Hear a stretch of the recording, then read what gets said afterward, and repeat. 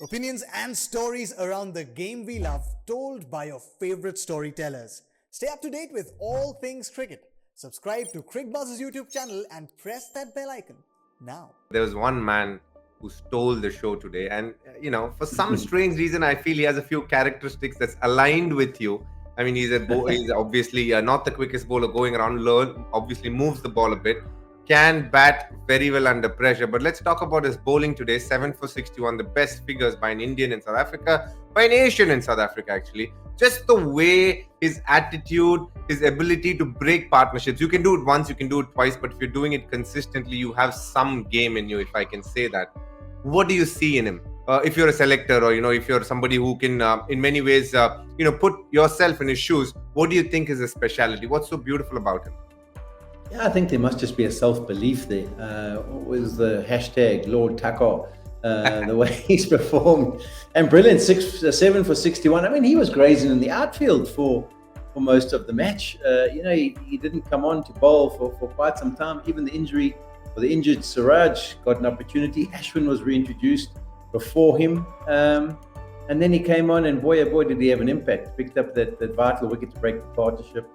And I think just his angle on the crease was the key to his success here. From wide, he was angling it in and then getting it to shape away. And then if it didn't do that, it would sort of nip back and get the batters to play at it. So I think his game plan was really good. He didn't mix it up too much. There was the odd short delivery thrown in.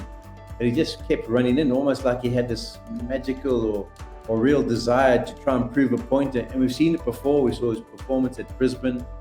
And it was interesting to hear Eric Simons, who works with him at CSK, who said to us, he just thinks he's the kind of guy who, when you give him the responsibility to do a job, he almost thrives on that responsibility. And with Siraj being injured, they had to turn to him and say, listen, you're not just a stopgap. We need you to step up and bowl well. And I was just really impressed by what he did. Lovely surface to bowl from for that kind of bowler, one who's as accurate as he is. But he made the opportunity his own. And as you say, best figures for an Indian bowler.